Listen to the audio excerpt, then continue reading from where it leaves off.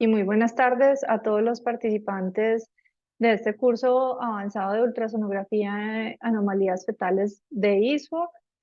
En los siguientes 20 minutos vamos a hablar de una serie de patologías y de condiciones que se diagnostican en el abdomen fetal. Vamos a hablar de su diagnóstico, del manejo y la consejería.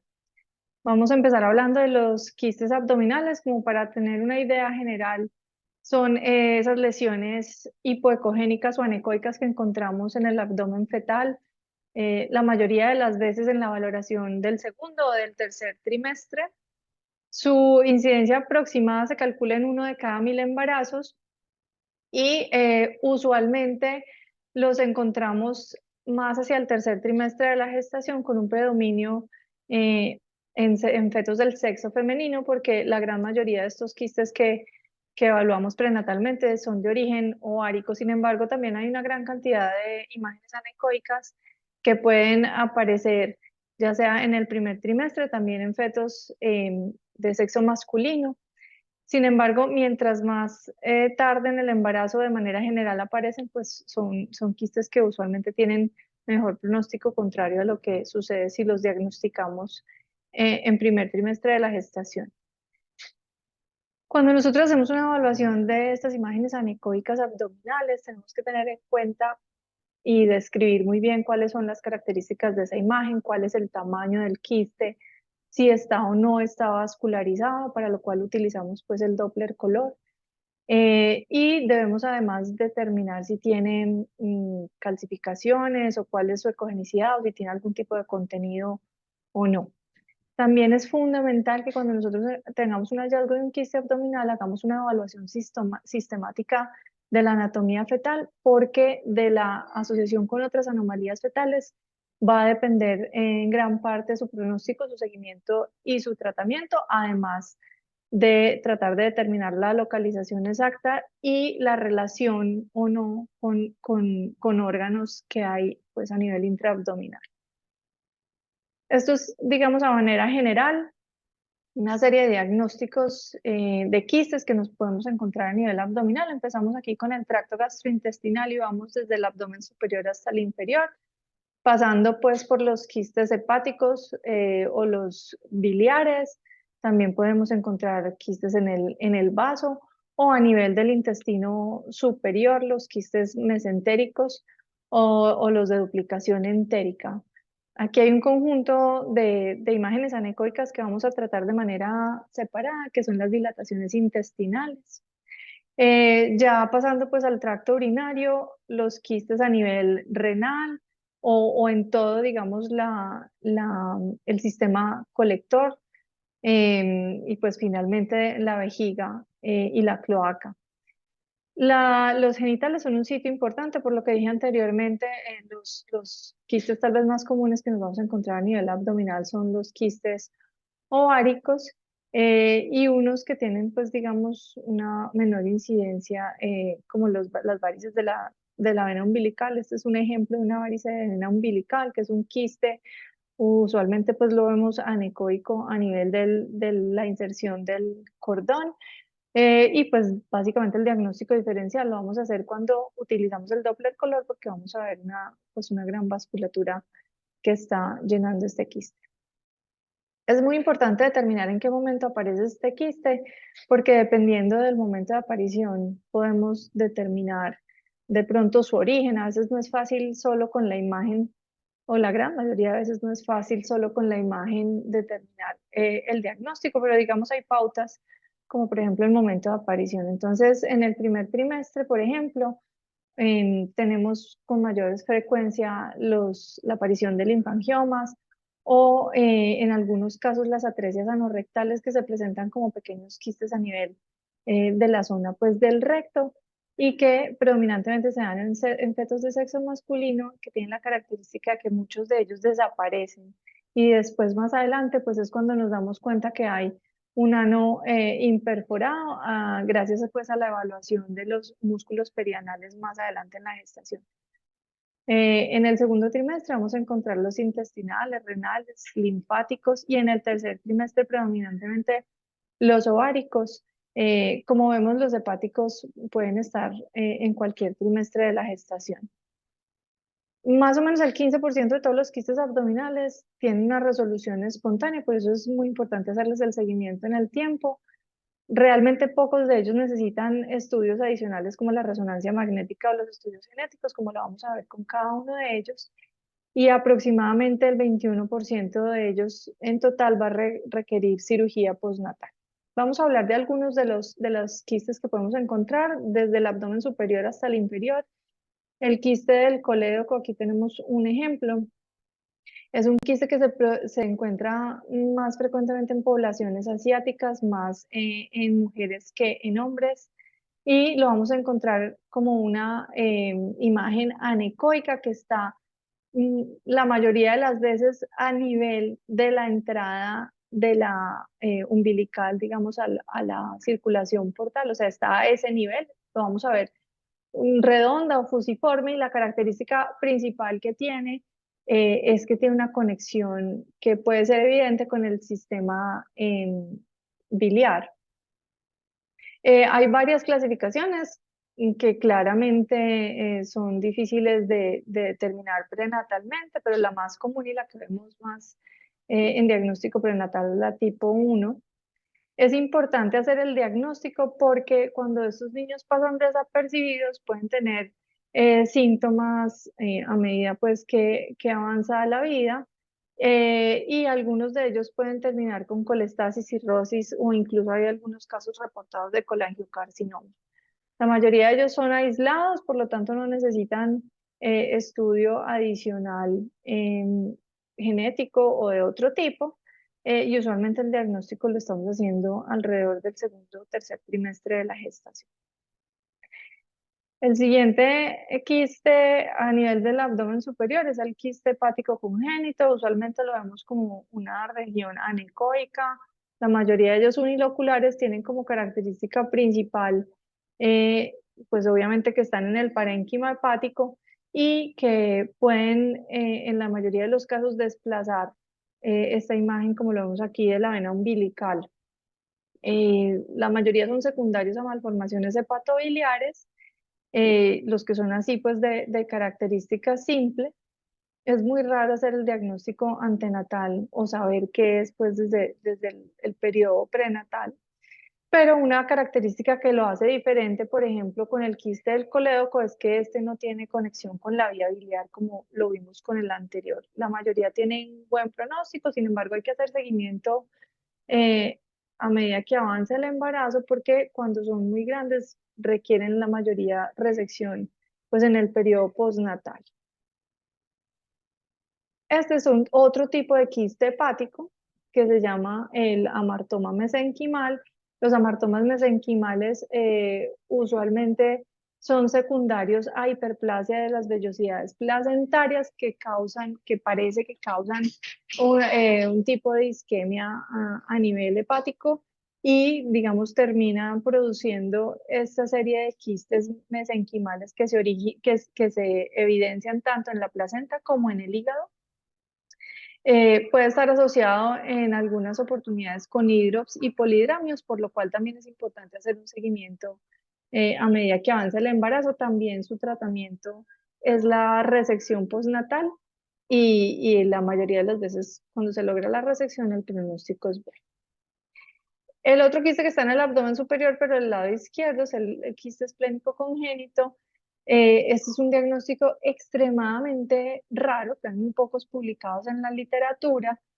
La mayoría, si son aislados, tienen un curso clínico benigno y pues por lo tanto el pronóstico es benigno.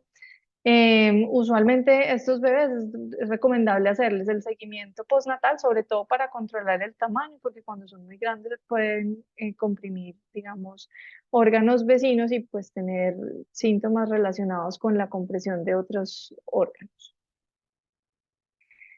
Seguiríamos con los quistes que pueden aparecer realmente en abdomen superior o a nivel un poquito más inferior, que son los quistes de duplicación intestinal. La principal característica de estos quistes es que son o redondos o fusiformes. Pueden aparecer en cualquier parte de la anatomía intestinal porque son digamos, porciones de intestino que están aisladas del intestino.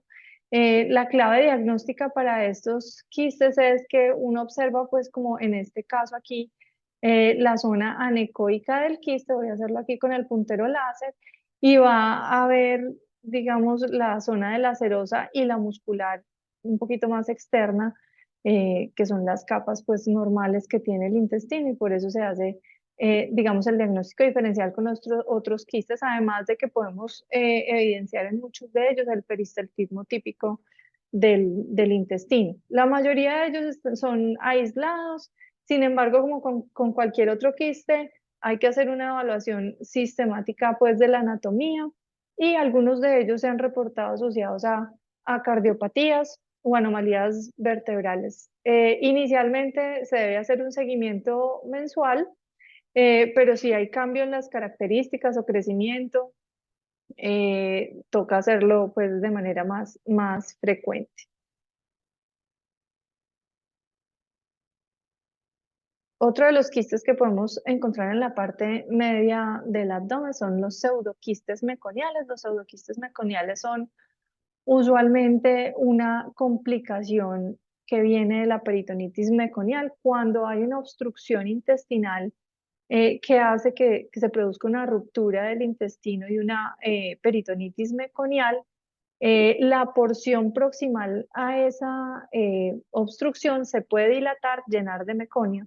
Tiene la característica típica, aquí vemos el quiste, vemos la pared con calcificaciones típicas de la peritonitis meconial, y este pseudoquiste tiene un contenido que puede ser o ecogénico o anecoico, o tener, como en este caso, pues una ecogenicidad mixta con un nivel líquido-líquido, donde se aprecia pues muy bien la zona del meconio y el líquido pues que tiene en su interior.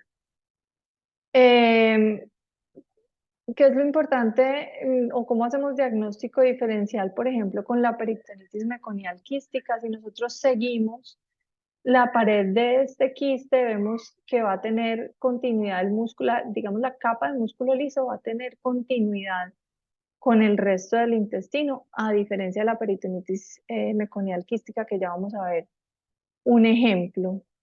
Mm, con, con estos pseudoquistes meconiales es muy importante el seguimiento, porque se puede asociar a ruptura del quiste, a sangrado, lo cual puede conllevar a una anemia fetal, con lo cual pues requerimiento de evaluación con arteria cerebral media. También puede aparecer polidramnios o hidrops fetal. Usualmente el diagnóstico de estos pseudoquistes meconiales se hace alrededor del tercer trimestre, y tiene una característica importante, y es que puede producir síndrome de parto pretérmino, contracciones y pues todo lo que conlleva pues al parto pretérmino. Estos pseudoquistes requieren un seguimiento mucho más estricto, que debe ser semanal, y en algunos casos, cuando son de gran volumen, requieren aspiración percutánea, inclusive previo al parto, para evitar, digamos, una distosia abdominal por el gran tamaño de los quistes. No tiene contraindicación un parto vaginal, y usualmente cuando estos niños nacen requieren tanto la tomografía como la resección en las primeras 24 horas de vida, mm, pues para mejorar su pronóstico. Esa es la diferencia que les contaba previamente con la peritonitis meconial quística. Esto, a diferencia del pseudoquiste anterior, ocurre posterior a la peritonitis meconial. Esto es básicamente una serie de septos que se forman gracias a una reacción inflamatoria que se da por el meconio a nivel del peritoneo. Entonces, es una serie de formaciones quísticas que engloban el meconio que queda peritoneal, y no una dilatación intestinal como el pseudoquiste que vimos anteriormente. Sus bebés también requieren una evaluación postnatal inmediata, y ninguno de ellos tiene, en la mayoría de los casos, una conducta diferente a hacer una evaluación del bienestar fetal, de posibles signos de sangrado, para poder determinar el mejor momento del parto en estos niños y claramente la evaluación postnatal con el cirujano y la intervención rápida. El siguiente quiste, digamos que a nivel abdominal medio, sería el quiste mesentérico, que también, digamos, puede ser caracterizado como un linfangioma. Son quistes que en la mayoría de los casos son avasculares, se localizan en la línea media y pueden aparecer como uni o multiloculares. En este caso tenemos un ejemplo de un quiste mesentérico multilocular, avascular. Como son linfangiomas que se originan en el mesenterio, pueden, digamos, extenderse hacia la pared abdominal o hacia el retroperitoneo o hacia los glúteos, que es, pues, digamos, donde está toda la red de vasos linfáticos que se obstruyen en este tipo de quistes. Usualmente están aislados y a diferencia de los linfangiomas que vemos a nivel cervical, la mayoría no están asociados a neuploidías. Sin embargo, como hay tan pocos reportados en la literatura y como tienen el mismo origen de los linfangiomas cervicales, en muchos casos, digamos que hay que evaluar la posibilidad del estudio genético con amniocentesis. La mayoría es de buen pronóstico, sobre todo si están aislados, y el diagnóstico se hace usualmente entre el segundo y el tercer trimestre. Este es un ejemplo de quiste mesentérico retroperitoneal, que tiene las características ecográficas que les acabo de comentar, pero toda, digamos, en el estudio se ve, digamos, el compromiso de todo el retroperitoneo en este feto. El pronóstico es bueno, como le dije anteriormente. Muchas veces se puede resecar este quiste, pero otras veces cuando no se pueden resecar, se puede utilizar escleroterapia en este tipo de casos. El siguiente quiste, un poquito más abajo en el abdomen, es el urinoma fetal, que se produce por la ruptura del sistema colector secundario a una obstrucción y claramente un aumento del volumen y la presión dentro del sistema colector que hace que de alguna manera busque una vía de drenaje. Entonces uno lo ve como un quiste que tiene una característica propia que es como elíptico, semilunar y está dentro de la fascia perirenal y puede o envolver el riñón o desplazarlo ligeramente. Eso es como la característica del urinoma. Obviamente, como cualquier otro quiste, hay que hacer una evaluación de toda la anatomía fetal, pero sobre todo plantear un seguimiento en estos bebés porque muy probablemente ya después de la ruptura, este riñón ipsilateral está con la función renal comprometida y hay que cuidar de alguna manera la función renal del otro lado y la apariencia del otro riñón. Usualmente no se hacen intervenciones prenatales, pero requiere pues una evaluación postnatal y sobre todo para evaluar la función renal y las intervenciones a las que haya lugar. Finalmente, pues el quiste ovárico, que es como el quiste más común que encontramos prenatalmente, está más hacia la región pélvica, aunque a veces son tan grandes que pueden incluso llegar hasta el abdomen superior. Es claramente exclusivo de los fetos de sexo femenino y se cree pues que son secundarios a la exposición in útero de las hormonas maternas y placentarias. Cuando son menores de 20 milímetros se consideran quistes fisiológicos que no requieren mayor intervención o seguimiento, pero cuando son mayores de 20 milímetros ya se consideran patológicos y sobre todo los mayores de 40 milímetros requieren un seguimiento estricto porque son los que tienen más riesgo o de hemorragia que puede en casos muy raros o esporádicos causar anemia, pero sobre todo digamos que el riesgo más grande es el de torsión ovárica. Uno los puede ver como quistes simples, anecoicos o con algunos ecos internos secundarios, muy probablemente hemorragia, como lo vemos en este caso de acá. La regresión postnatal pues está descrita, pero aproximadamente la mitad de estos casos van a requerir, perdón, la mitad se hacen resolución espontánea y muy pocos van a requerir algún tipo de intervención quirúrgica, sobre todo si son de gran tamaño. Em, para poder hacer el diagnóstico diferencial de estos quistes de ovario, es importante evaluar la continuidad con otros órganos La mayoría pues son aislados, aunque si están comprimiendo órganos vecinos puede ver uno la asociación con ascitis o polidrámeos por obstrucción intestinal o ureteral. Y como dije anteriormente, el diagnóstico es en tercer trimestre. Hay otras dos condiciones importantes que son el intestino hiperecogénico y la dilatación intestinal. El intestino hiperecogénico lo vemos típicamente en la evaluación del segundo trimestre y lo vamos a diferenciar de la ecogenicidad normal de de las nuevas tecnologías ecográficas, de los ecógrafos, disminuyendo la ganancia y evidenciando que el intestino tiene la misma ecogenicidad del hueso, como lo vemos en este caso, que es igual aquí a los huesos de la pelvis. Entonces, una vez nosotros determinamos que sí, efectivamente tiene la misma ecogenicidad del hueso, podemos diagnosticar el intestino hiperecogénico. Está asociado a aneuploidías, a infección, a antecedentes de sangrado intramniótico, o a fibrosis quística por hipomotilidad intestinal, que finalmente termina en edema, isquemia.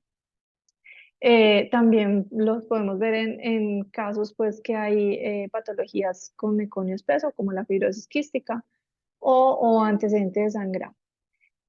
Si no está relacionado con ninguno de estos, también se ha descrito una asociación de 2 veces más con restricción de crecimiento intrauterino y hasta 7 veces con muerte intrauterina.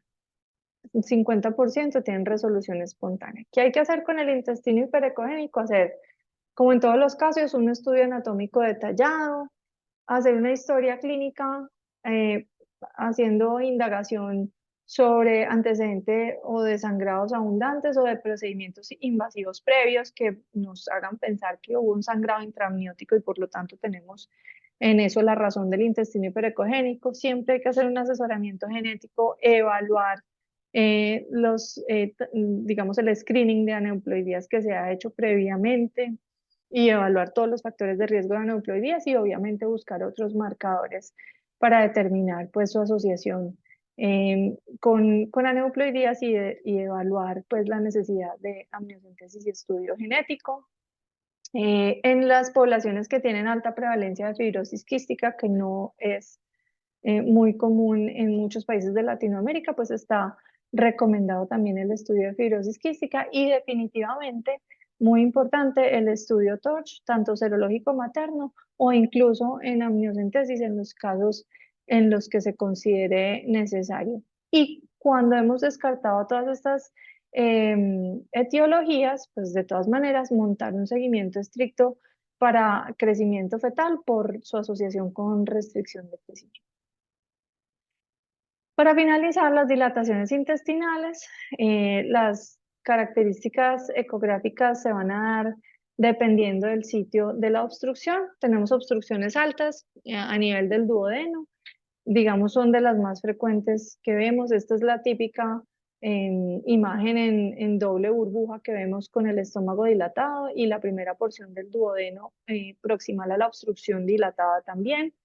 El 50% de las obstrucciones duodenales están asociadas a cardiopatías, anomalías vertebrales, renales o gastrointestinales o el complejo Bacter y por lo tanto, pues claramente como en las otras, hay que hacer un estudio muy juicioso anatómico.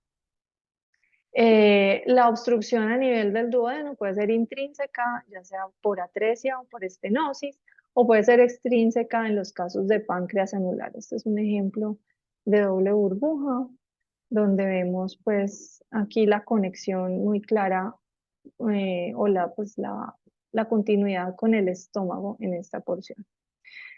¿Qué es importante la obstrucción duodenal? Primero, pues que tiene en el 30% de los casos asociación con trisomía 21, por lo cual es importante hacer un asesoramiento genético y la amniocentesis diagnóstica. Y otra característica importante es que por la dificultad pues, del paso del líquido amniótico pues, se da asociado a polihidramios y todas las consecuencias que puede traer el polihidramio. Mm, hay una característica importante y es que como estos fetos regurgitan sales biliares al exterior pues, del líquido amniótico. Nosotros publicamos estos dos casos que tuvimos de obstrucción duodenal y úlceras de cordón por el efecto corrosivo que tienen estos ácidos sobre la gelatina de Wharton y la, y la cerosa que recubre el cordón umbilical. En los dos casos tuvimos anemias fetales severas, una que finalizó pues como con una muerte fetal intrauterina. Ya hay dilataciones intestinales un poco más distales, la yeyunal y la ileal. Aquí vemos la característica típica de la dilatación intestinal más distal. Usualmente se da secundaria o estenosis o atresia, y los sitios más frecuentes son o el yeyuno proximal o el ilion distal. Usualmente están aislados, hacemos el diagnóstico en segundo y tercer trimestre. A veces tenemos el antecedente de un intestino ecogénico previo y vamos a ver el intestino dilatado eh, con peristaltismo. En la mayoría de los casos puede venir o no asociado a polidramios dado digamos, el sitio de la obstrucción, y en su gran mayoría son quirúrgicos en el periodo postnatal. El pronóstico básicamente va a depender del tipo de obstrucción y el grado de compromiso del intestino. Esos recién nacidos usualmente requieren UCI neonatal y alimentación asistida. Es muy importante hacer seguimiento con perfil biofísico en el tercer trimestre. A veces puede haber ruptura del intestino digamos que toca también analizar en esos casos posibles sangrados y posible anemia fetal. Tampoco tienen contraindicado el parto vaginal. Hay un diagnóstico diferencial muy importante en la obstrucción yeyunal e ileal, aparte de todos los diagnósticos que vemos aquí anotados, que es el colon normal en el tercer trimestre, que lo vemos típicamente un poco más dilatado, pero digamos, el diámetro que podemos esperar como normal en ese momento es hasta 18 milímetros. Por encima de eso debemos sospechar que hay algún tipo de obstrucción. Otro tipo de dilatación intestinal es el vólvulo. Usualmente lo vemos unas asas de intestino delgado dilatadas que se tuercen alrededor de la arteria mesentérica y dan esta imagen típica que se llama el signo de Whirlpool, como rememorando el movimiento circular que hace la lavadora. Usualmente se da por malrotación intestinal, lo vemos por encima de la semana 27, se asocia muchas veces a necrosis isquémica y en algunos casos hay que considerar parto pretérmino por el riesgo de isquemia pues, del intestino en estos bebés. También el pronóstico dependerá de la extensión, del nivel de la obstrucción, de si hay una peritonitis meconial que sugiera pues ruptura del intestino y si hay anomalías asociadas y el momento del parto en el que debamos decidir en muchos de estos casos. Se da por malrotación intestinal o atresia, también es común en la fibrosis quística. Ese es un caso de peritonitis meconial que no tiene el signo típico de Whirlpool, pero tiene estos niveles digamos, líquido dentro de la porción distal a la zona de obstrucción. Puede asociarse a citis, polidramnios y hemorragia, por lo cual también debe hacerse seguimiento con la arteria cerebral. Esto es un cuadro a manera de conclusión, sobre todo de los quistes de abdomen. Como lo vemos acá, la mayoría de ellos diagnosticados en el segundo y tercer trimestre, la mayoría con buen pronóstico, sobre todo si se hace un diagnóstico oportuno y un manejo postnatal adecuado y rápido y oportuno también. Muchos de ellos van a requerir la cirugía postnatal, especial atención al pseudoquiste meconial por la posibilidad de anemia fetal y de requerimiento de drenaje por compresión, por la asociación que tiene con parto pretérmino, y en general el seguimiento que implicará pues la toma de decisiones en todos y cada uno de ellos. Esto era pues lo que les tenía para hoy. Es un tema pues demasiado extenso, pero espero haber sido clara y concreta en la medida de lo posible. Estaré pendiente a las posibles preguntas